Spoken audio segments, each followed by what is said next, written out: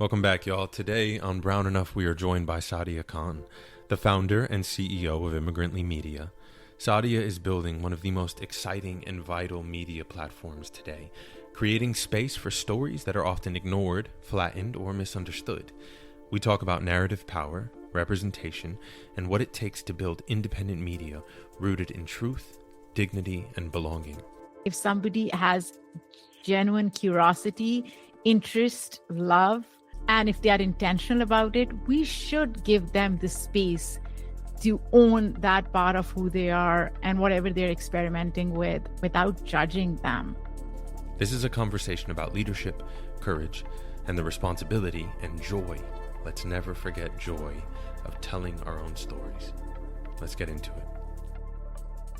Let's start at Immigrantly. What is Immigrantly? Immigrantly is a space where we are bringing nuance back to immigrant identity.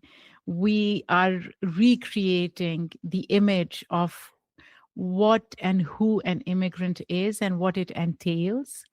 And we are really bringing the human, messy, unadulterated, unapologetic identity back into immigrantness in the US, which has been missing for a long time, and it continues to do so.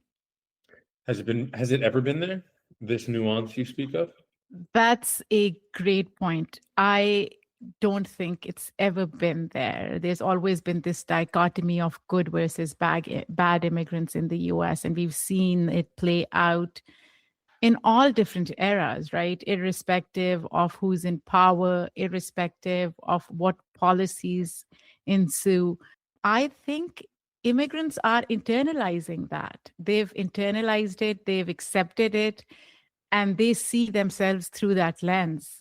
And that's the tricky part, right? How do we ensure that immigrants don't see themselves in that one-dimensional, reductive caricature of who they are? I'm good, you're bad. I'm a good one, you're a bad one. Right. And we've seen that play out recently with comedian Zarna Garg's interview, right? Mm-hmm. Where she talks about documented versus undocumented. People have been in line for 15 years, while undocumented immigrants, they get a pass.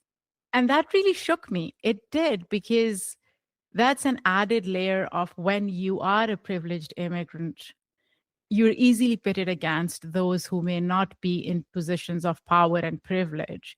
Art is a great way to discover nuance. Mm-hmm. Storytelling, obviously, huge fan.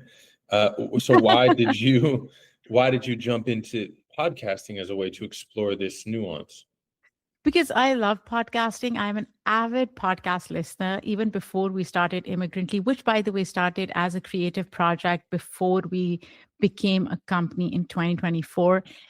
For me, podcasting is such an intimate, private, casual medium that really draws people's attention to storytelling, to topics without fear of judgment.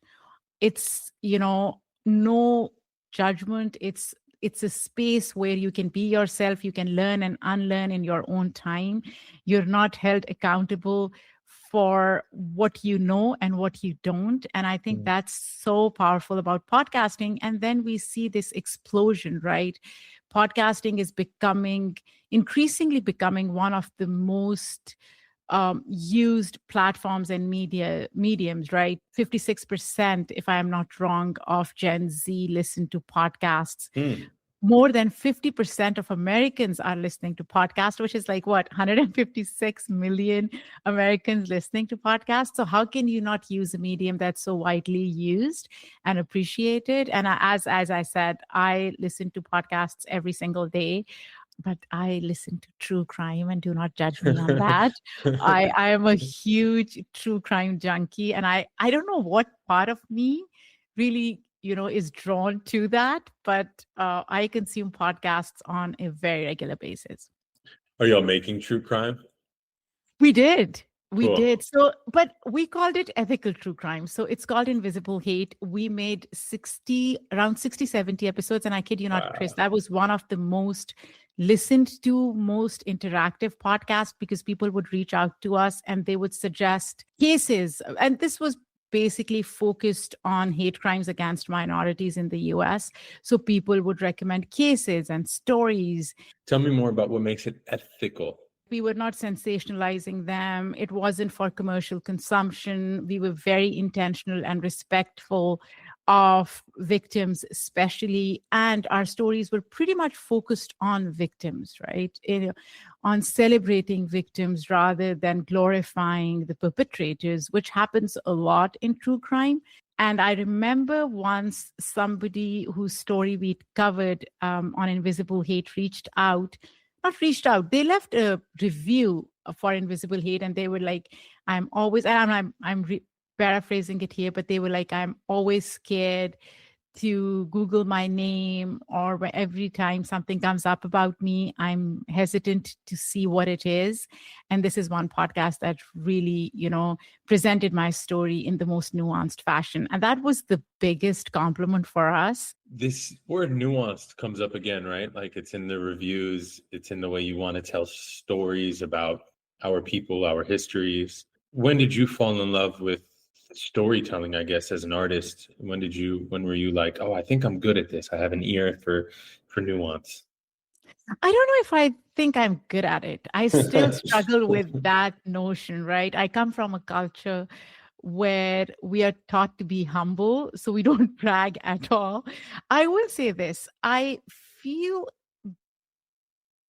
would say on the flip side, the lack of good storytelling is what made me or encouraged me to focus on storytelling, right? Because when we see how stories are being told, how they are framed, how they're structured, we don't see that nuance. And when I see nuance, at least for me, the nuance is affording grace to humans for being humans, right? Giving them the space to showcase their entire humanity rather than focusing on fragments of who they are, or allowing them to show certain parts of who they are that are seen as palatable by the society, right?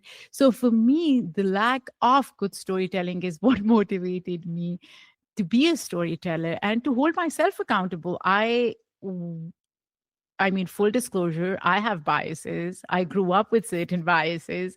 I came to the US with certain biases, and it's a learning process. You unlearn those biases every single day, right? You tell yourself those stories every single day about, if I want other people to see my humanity, then I have to see everybody's humanity in its full personhood. What are some of the biases you're still challenging, dancing in? On a podcast? I still don't have the strength to name them on a podcast, at least.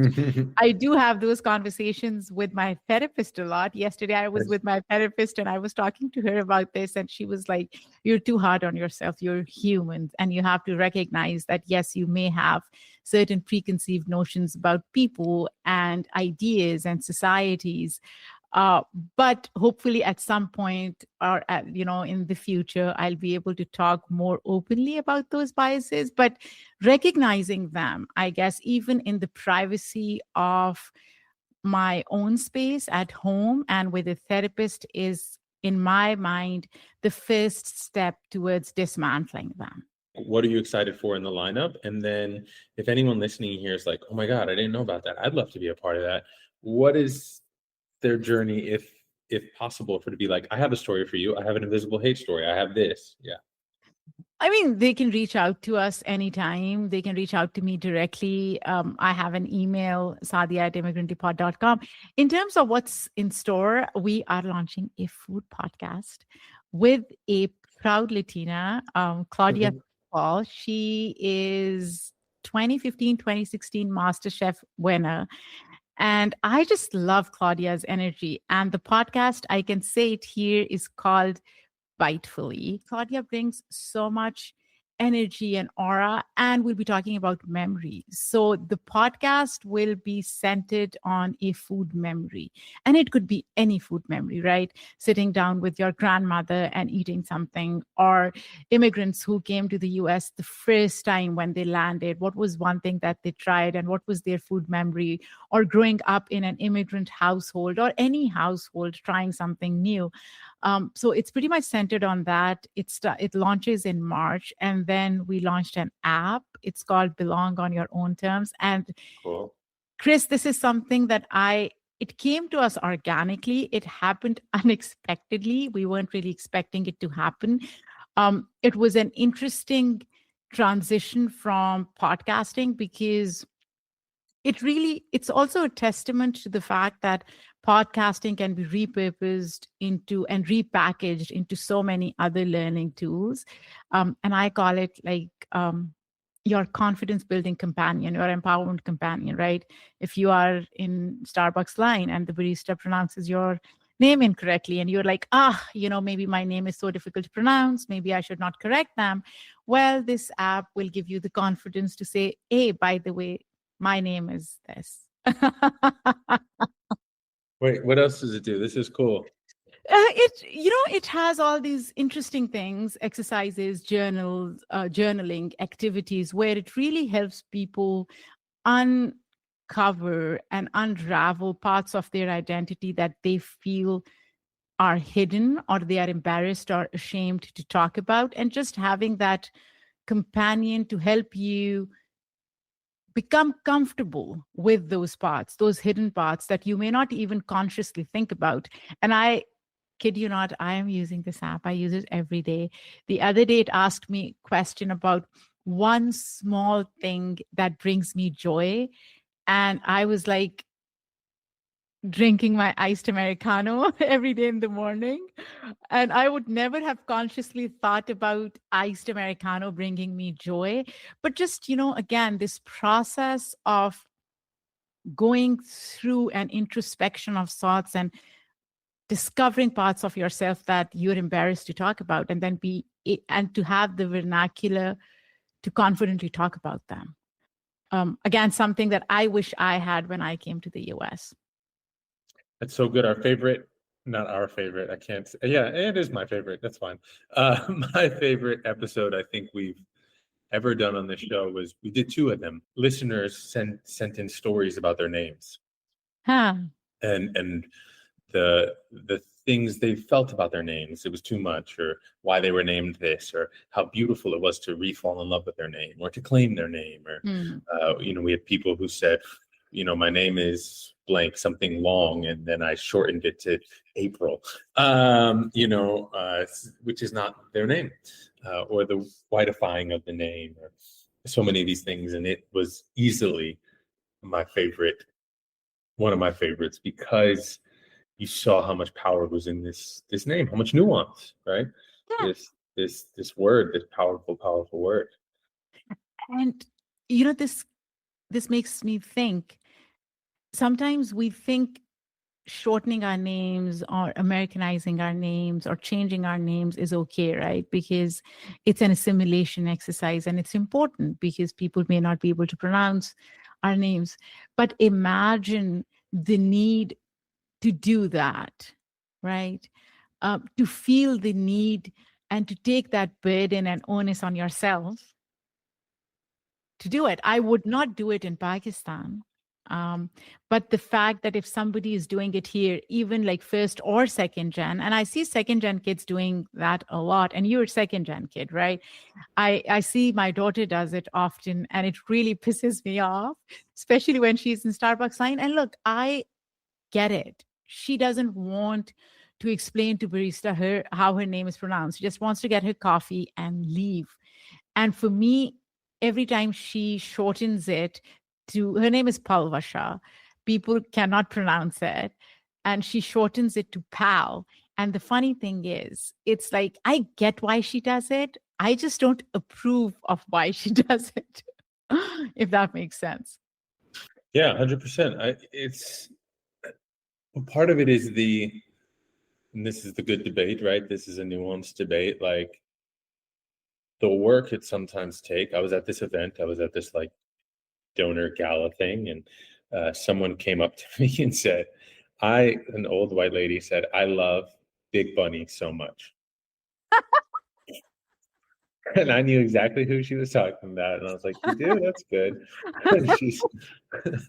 And she kept talking about how much she loves Big Bunny and how excited she was that Big Bunny was going to play the Super Bowl. And I was like, I just don't want to get into, I just don't want to do it right now, you know? So I was like, cool.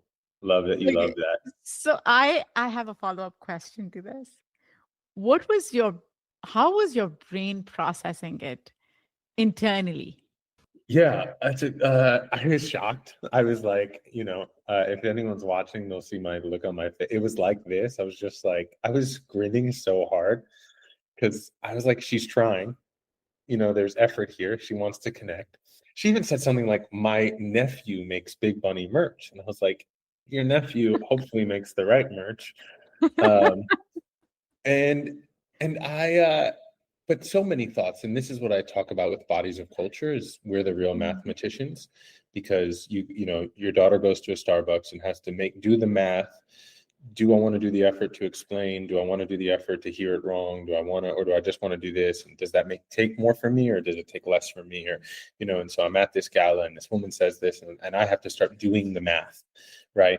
Do I just let her speak? Do I thank her for her generosity in wanting to connect? Do I know that we all do the best with what we can? Or do I correct? Do I want to do that work? Do I want to hurt her feelings? Would it hurt her feelings? And this is the math that bodies of culture have to do, that white people don't always have to do. These hard mathematics. I love how you frame it as doing that math, right? Because that it makes it so matter of fact. Like, this is how my brain is processing it. And do I want to expend that kind of energy on it? But if you were to say something, or if you were to be yourself, like whatever was coming to your mind at the time, whatever you were thinking internally, if you could just verbalize it without doing the math, what would you have said to her? I would have just said, "You mean Bad Bunny?" I think I would have just said that. But I also think I was selfishly enjoying watching her say Big Bunny over and over. So that I could, text people and tell them, because that was just so humorous to me. But I think I would have just said, "You mean this?" Yeah. But you could have, Yes. So that's where sometimes I feel I overthink, because I do call myself chronicle overthinker as well. I don't know, as you said, if I were in your position, I would have probably done the same thing. I would not have corrected her. I would have listened to her, rant for however many minutes. But the moment she left, I would have struggled with myself and been angry at myself for not correcting her. Do you ever have those lingering feelings later on of, oh, fuck, I should have corrected her. Why didn't I? In my life, I think I have, but not in this moment, because at this moment, I was not like, she was just like older, cute white lady. My feelings were not hurt. I have no investment in Bad Bunny as like my being. And so my feelings weren't really locked in and attached to it. I could see it more from, sometimes I have this, for better and for worse, ability to see things from 3,000 feet and just sort of watch the scene play out. I'm just like, well, I'm like, this is the scene in the television show. like this woman got cast as well-to-do white lady from Central Casting, and this is her lines. And she is in some ways ingratiating, right? It's like she wants to connect with you somehow through this weird interaction that she's trying to have, right?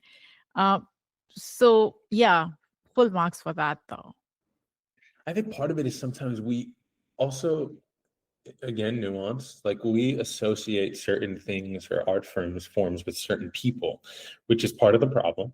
Hopefully the story I'm going to tell, but I have a friend who might be listening to this, and lover of Bollywood, and loves Bollywood. I mean, like, knows its history, like, loves, appreciates, and is now dating someone from that part of the world, and is so shy to tell them that they have this deep love and knowledge of Bollywood. And I'm like, you got to let it out. You got to just confess it, you know. It's who you are, and then there's the mathematics, right? Are they going to think I'm telling them because that's weird. Like, I don't love it because of you. Like, I don't date you because of it. Yeah. You're right, Chris. This is such a good point, because we do have those internal struggles as well, right? Sometimes things that could be pretty straightforward, we do complicate them, and they are more convoluted because we don't want to come across as such. We don't want to be that person, right? I grew up watching Bollywood movies, having lived in Pakistan, which is an interesting dichotomy, right? Watching Indian movies so religiously. And so for me, the ease of having the conversation around Bollywood movies is my affiliation with South Asia, right? Because I grew up there. Pakistan and India were one country before partition in 1947. So for me, it's more like, oh, yeah, there is this um, affiliation or association, however fraught it may be now.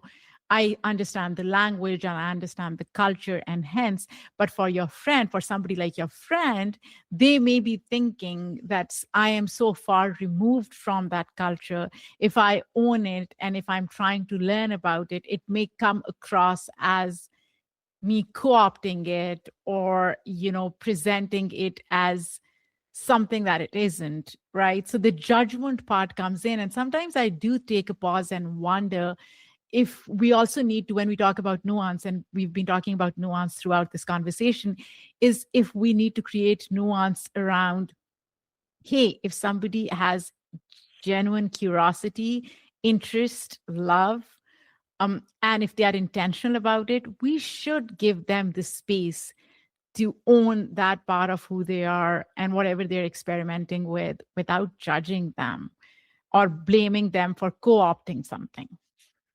Yeah, these are why I think these stories in all their mediums are really crucial, and sad that they don't get made at a higher rate, because they're not immigrant stories. They're just stories, and they should be approached with a level of joy. Like, this is reminding me, my best friend growing up and still now is Pakistani, and we're at a party in Venice Beach, and we're having a conversation, and this young white woman says something about, I wish I could remember, it was so funny, says something about Pakistan and the history of Pakistan, and my buddy is like, no, that's not true. That's not true. I think I know. And she's like, no, that is how it went down.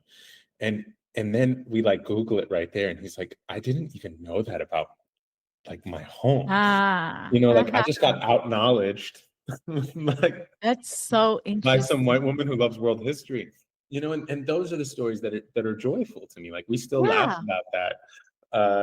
This like white woman in Venice Beach knows more about your history than you do. And how that's great. Like, again, and that's great. Yeah, I mean, what a wonderful story, right? And this makes me think about, again, talking about biases, right? Going back to those biases that I've only shared with my therapist. I do feel gatekeeping is one of them, where I feel like I somehow have to gatekeep my culture, language, food. I'm always, at least in most instances, critical of how other people see our food, or the recipes that they come up with, or whatever their vision of our food is, or our history and culture is. And it bothers me. And the more I do that, the more I realize, why am I restricting such an expansive culture from being more normalized by gatekeeping it to, oh, this is the authentic whatever. And that's the struggle we all have, right? We see it as authentic because we've been passed on that knowledge through generations.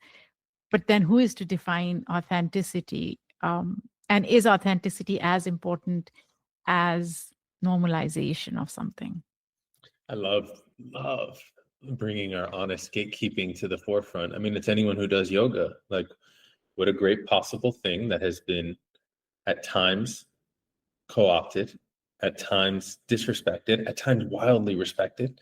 It's a piece of technology that comes from sort of brown people that has been really spread throughout the world by not brown people, and is, for some people that's annoying to them. For some people, like, how cool that I got to meet this technology. So I will say this, for me, it is annoying when people use words and terms and practices that they don't understand, right? So if I am at a yoga class at, say, a fancy gym, and the instructor will say namaste, do they even know the origins of the word, right? Or if they will say something that they don't understand, but they are saying it because it sounds cool, I have a problem with that. I don't have a problem with somebody practicing it. If you are doing it, then at least pay tribute to the originators of those cultures. Does that make sense? Yeah, 100%. Yeah,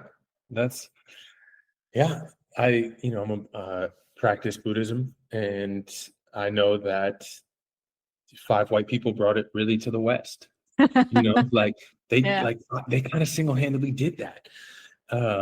Your Jack Kornfield, your Bernie Glassmans, your Sharon Salzberg, your Ram Dasses, like 5 white people with enough money to be able to travel across the world to sit with these people. They're not disingenuous about it.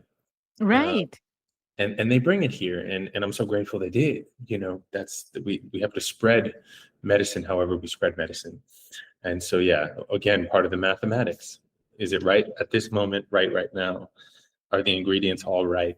And that's the nuance of, and why we need more of the stories being told, is to be able to laugh about it and then also debate it. Yeah. This reminds me of something that I was recently talking to either my husband about or somebody else. And it's like, when you go to all these South Asian stores, right? We call them desi stores, grocery stores. And then you see a few white folks there and you're like, oh, what are they doing here? Right.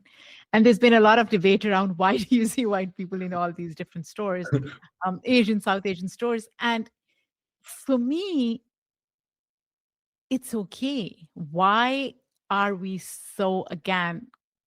why are we gatekeeping to the point where it bothers us if we see somebody buying a product that's really indigenous to us? And that's what bothers me at times, because that goes back to how we are trying to gatekeep. And on the flip side, it may be because we fear that our cultures are already being stripped of their originality, and this is our way of preserving them. Yeah, I think gatekeeping is directly tied to fear. I think all of this is tied to fear. I think even when we're at the Starbucks deciding what name to give, it's related to fear. Yeah. It's I don't think it's cliche to say that every decision we make is rooted in love or fear.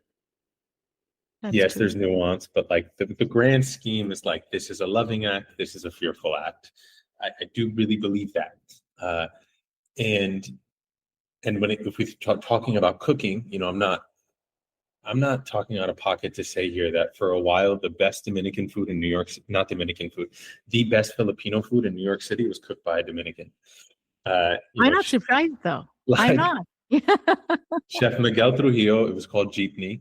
And basically he met a Filipino woman he fell in love with, and he said, I will cook. He was a chef anyway. He said, I'll cook your food. And they opened a restaurant, And he gave it he's 100%, slayed. right? He's rooted in love, and I'm so glad she wasn't like, don't cook my food, cook your food, uh, and I think that's special, right? That is the nuance, and that is now the experience of this country. And can we be more generous than tight-gripped? Yeah. Yeah, I mean, right now, I don't see it. I don't see the generosity. I don't see the grace. I don't know what's going to happen in the next few years. I also don't think this came about in the last 10 years. People think it was somehow like 2016 elections is what brought all of this. Yes, it probably normalized it. It made it more explicit in some ways, but it's been brewing for so long. I came to this country in early 2000s, and I have always felt that there is a preconceived idea of who I am, what my Muslimness entails, what it means. I've talked about how, for the longest time, I wasn't comfortable talking about my religion or my spirituality, not because I was embarrassed of it, or I did not believe in it, or I did not practice it. It was because I knew how it would land, and I did not want to be in the spotlight for it. I just didn't want to.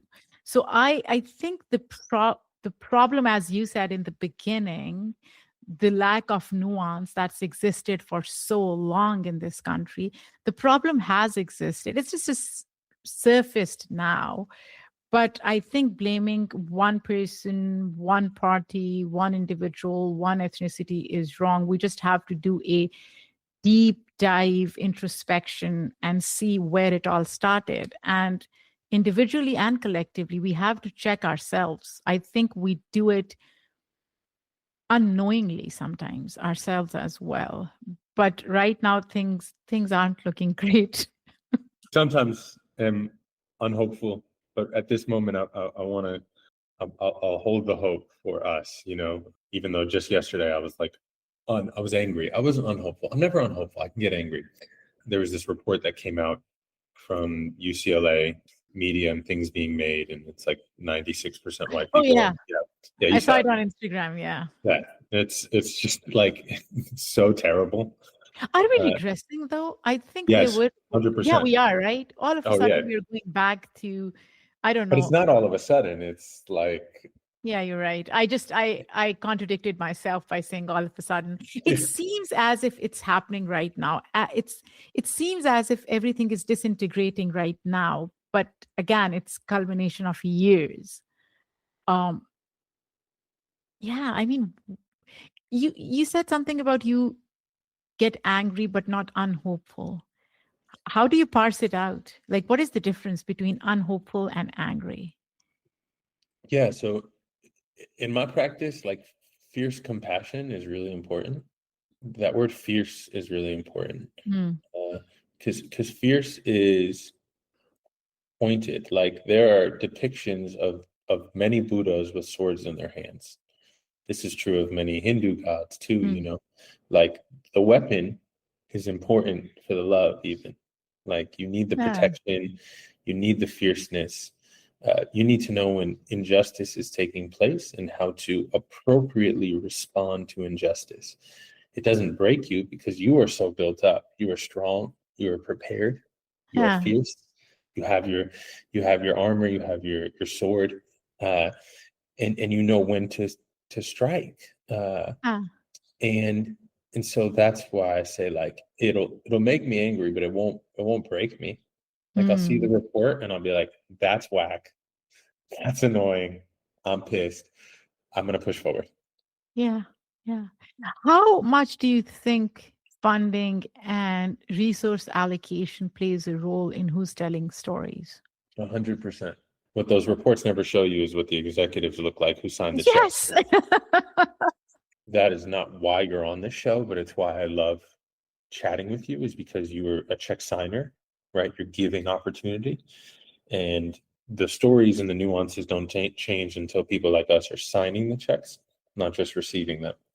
Mm. If all we want to do is receive them, then we're always at like what they want, what they deem valuable, what they deem worthy. But Chris, I will say this. Signing a check is also a privilege, right? And it it's not easy. And not everybody can do it. And there's so many great storytellers who have wonderful ideas, right? But they are unable to sign those checks and they are waiting to get the checks from somebody else. And you're absolutely right about where are the reports that say, oh, well, there is a deliberate attempt to not fund, resource, give money to diverse storytelling, nuanced storytelling, because we do want to create and control the narrative, right? And it's not easy. People like you and I could probably, do certain things and be able to tell those stories despite that. But I think there has to be a more serious conversation around who is controlling those checks. And until we have those conversations, unfortunately, we cannot normalize these conversations because there are very few people who can afford to sustain them. There's a believer who's watched too many movies in me that the real people in power who sign the checks, the biggest checks, their exact goal is to not be seen and have a light shine on them. They love pulling strings, real puppeteer like. Right, And, right. and so I do enjoy this idea that, like, how do we shine light on them? We have to at some point, right? I mean, as you said, the report is just, it shows a sliver of what's happening, right?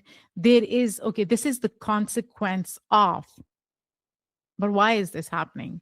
Are you suggesting there aren't enough good brown and black storytellers? That's not true. Or indigenous storytellers? That's not true, right?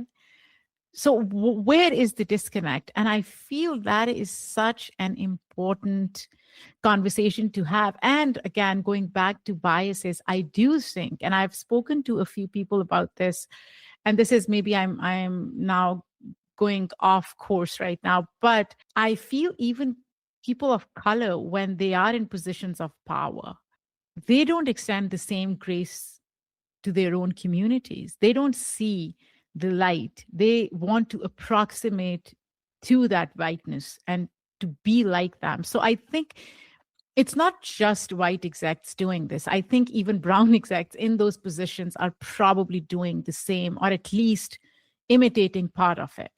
Yeah, you're not off theme. You're like right on theme. And but those people, dare I say, are deeply indoctrined in a way of thinking. It's like a cult, right? Hmm. Whiteness and money, specifically, and power. It's a cult, and it Yeah. has and it frames the way you think. It also, again, back to fear. If I think a different way, I lose this opportunity. I lose what I've worked so hard to achieve. And you're not the first person to say, like, put your money where your mouth is, or like Ah. walk the walk, talk the talk. And so you're right. And that's also deeply related to zero-sum thinking. Like, there's only so much room at the top. And so if I ruffle too many feathers, or if I have this opportunity, if I give up this opportunity, then I lose it. It's related to fear. It's related to grasping. And so, yeah, of those execs, the 2% who are not old white dude, they've been approved. They've been indoctrinated. I love that. And Oh my gosh, I love the term approved. yeah. That has so much depth and it's so revealing, right? It's like, yes, you can be part of the club. And imagine if the club is so small and you got in, what it does to you. So everyone thinks, But isn't that self-deprecating though? Imagine being part of that tiny club and you're already an outsider in some ways. yeah, it eats at you. It sucks. It's Sounds terrible. right. I wouldn't want to be part of that club. But it also changes you from the inside. There's this great thing I'd heard, this sociologist idea that says everyone thinks if I had $1 billion, I would give it away. That's what everyone who doesn't have that kind of money says. They say, if I were, why won't they always, or like, why doesn't Jeff Bezos just do this? And everyone's like, if I had that money, I would do this. And this person says, you actually wouldn't, because you change internally to be the type of person who needs to collect and collect and gather and harm in order to have billions of dollars. Like, it changes you, because you would have stopped at some point. At some point, you Right. would have said, oh, I'm causing harm, let me stop. But you kept acquiring and you kept going and growing. And so you changed. And this person says, and I kind of believe it when you think about it, you're like, oh, if you were that person, you would have changed. It's easy to Ah, say what you would do when you don't have it. And so it's easy for all of us to say, man, if I was this exec, I would do this. But if you worked that hard and you maybe cut that many people off on the road to success, something in you probably changed. It's hard to stay true to that or step. you were that person to begin with. Yeah. Right? Oh, such an interesting thought. And you're right. We do, a lot of us do, when we think about money, the imaginary amount that if we had, what could we do and what would we do? But the question is, when you have it, would you still do it? And that goes back to accountability and biases. I think it all goes back to checking yourself every single day, and whatever you do, however you show up and present yourself in the world, whether individually or collectively, you just have to keep checking yourself. But that's hard. I think it's tiring at times. Yeah, I think I would put fierce back in that word too, like fierce inquiry. Yeah. In Mm. order to actually do the inquiry, in order to say, why am I dissatisfied? Why am I this way? Why do I think this about this person? Why do I think this about myself? Requires like a fierce inquiry, an Ah. ability to like be fiercely and radically honest. Do you think faith plays a role in this though? Like if you have spiritual side, then you're thinking or looking at the world in a different way, because then you feel, or at least think, that you don't have all the control, right? For It me, it does. humbles you. Yeah. Mhm. Yeah, for me, it does. Like if I take care of my spirit, I believe my spirit takes care of me. And you can Mm. fill in spirit with whatever blank you want, like Yeah, yeah. God, Dharma, Exactly. whatever word makes you feel nice. If I take care of it, it nourishes me. If I nourish it, it cares for me. If I build a relationship to it, it builds a relationship to me. It's a guide pole. So for me, it does. And it doesn't have to be everyone's medicine, but also, yeah, I also like, it makes me less selfish when I'm not the end all be all. Yeah, because it really introduces or reintroduces you to the concept of humility, right? And that you're not in control of everything. As humans, we try to do that. There's this, again, dichotomy. And going back to my introspection and self-discovery, which I'm on this path right now, is I do see myself as spiritual, but then I also try to control a lot of things that uh, I want get done or to happen. And it's like it's such a fallacy. If you're spiritual, then you sometimes just have to let go. You have to let go at some Not point. sometimes, all the time. It's the only Yeah, thing you but can like do. but the thing is, you can't do it all the time. The We way we could. We operate could. in society, I mean, It's hard. Yeah, I mean, it I'm is doing it. hard. Yeah, I'm not living it or doing it, but I believe we could. Like But if that we is were something. to do that, imagine if we were to let go fully, right? What would that what shape would it take? Peace, wildly peaceful, But wildly. how? It's like, okay, give me a blue, like, explain to me how it will manifest in your everyday living. I want to understand this. it, it would, you would be the moment, not an experience, not even watching the moment. Like, so someone Mm. comes up to you and says, I like Big Bunny. You would you wouldn't hold it. You wouldn't do the mathematics. You would just be in complete flow with it. And it wouldn't make you angry or sad or this or disappointed, or it would just be the whole world right there. Like, and so your daughter says pal at Starbucks, and you don't say, I gave you this name. You're all of a sudden, you're not role of mother. You're not, you're not playing the character of mother, which you got cast in. You're not playing the cast of nuanced storyteller. You're not playing the role of host. You're not playing the role of teacher. You're just in flow with someone else who's doing the best they can with what they have. And then you're not holding on to that. You're in the next moment. And there is a peace there. And there is like a profound awareness because you're not playing the part. I'm going to give it a try. At least, for the next couple of weeks when I am in this chill Zen state of mind. But then how do you square it with what you're wanting to achieve, right? As you said, like as storytellers, as creators, as entrepreneurs, as podcasters, we do set ourselves up for something, right? This is what we want to do. This is the next milestone, the next achievement, the next recognition, even if it's personal and internal. It doesn't have to be all flashy and for others.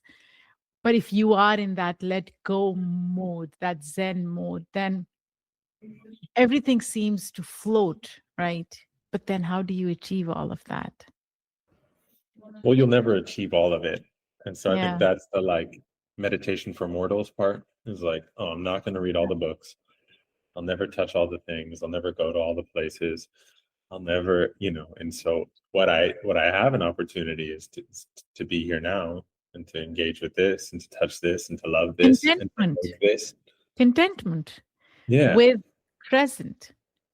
Yeah, but I don't even know that word is, yes, like that's a big word for people. I think it can make people nervous. It's like it can be esoteric. Why? I just think if we were to ask most people, I haven't done this, but I would love to ask 100 people, like if they feel it's actually attainable, that word. But what I do think is attainable is engagement. Like you can actually engage with the moment. And we rarely do that. Content with it. Correct, because it's not about being happy. It's about actually being in the moment. Yeah. Some moments suck. Contentment becomes a selfish goal. Engagement is a more selfless act. Or no, engagement can just actually happen. Like just be here. Mm-hmm. You don't even have to like it. You just have to experience it. And hence it's selfish, right? Yeah, and we don't even experience like the things we love because we work so hard to get them, and that when they're finally here, we don't know how to experience them because we're worried about what's next. Yeah. I'm loving this conversation. We went from podcasts and creators to the spiritual conversation, which again, being on this journey right now, it's such a fun interview to have in this moment, right? Because these are the kinds of conversations that we lose sight of, right? We are so, again, focused and fixated on other things that we don't exhale as a society, as individuals, and take a deep breath and say, well, what if I were to just let go? So maybe that will be my mantra for the next 2 weeks. Let go. Great. And that's a good, amen. Me too. I'll join you. As we start to let go, and wrap up, any last thoughts, ideas, sharings, questions for me? Yeah. I just think when I look at society right now, I feel we are less kind and less gracious. And just bringing that kindness and grace back on individual level. Because if we do it ourselves, it will happen collectively. If every single person listening to this is like, okay, who have I been judgmental about? Who have I hurt in the last, I don't know, a week, 10 days? And why did I do it? And what did I achieve? And how do I let go and be kind and gracious? I think that's a good exercise to be doing right now. I will also throw into the fold So if people could see me, it's like hanging on and letting go, right? Like closed fist is hanging on, open fist is letting go, and I don't want to lose nuance. What is a nuance letting go? Like, so it's not so extreme, even though I'm into extreme too. But like, how do we let go in a nuanced way? I don't have an answer. Just a question. Yeah. How can folks chat more with you, listen to your stuff, talk to you, know more? Our website, immigrantlypod.com. We have all the information on our podcast, our app, our upcoming podcast, our newsletter. You'll find everything on our website. It is under construction of sorts, but you should be able to click on things and get access to. And then we are everywhere on Instagram and TikTok and all the social media ecosystem that everybody talks about all the time. And if they want to follow me, I recently started my own small account. It's called @It's Saadia K, ITSSAADIAK. And that's because I am an F1 fan. Recently became one. I'm trying to learn F1 with everyone. So this is like my open invitation to whoever likes F1. We can have those conversations there. That's cool. I haven't opened the door. Some people love it. F1, they're obsessed. Yeah. Are you a fan? Do you watch it? I haven't opened the door. No, like I don't know. You haven't. Like, I mean, I saw the movie. That was fun. I wasn't a big fan of the movie, although it wasn't bad. I just felt some parts were so movie-like. Yes, that's a great way to say it. Thank you very much. Thank you, Chris. This was so good. Thank you for having me. All right, y'all, that's our time. I hope you loved this one. I know I did, and I will see you next week. Peace and love.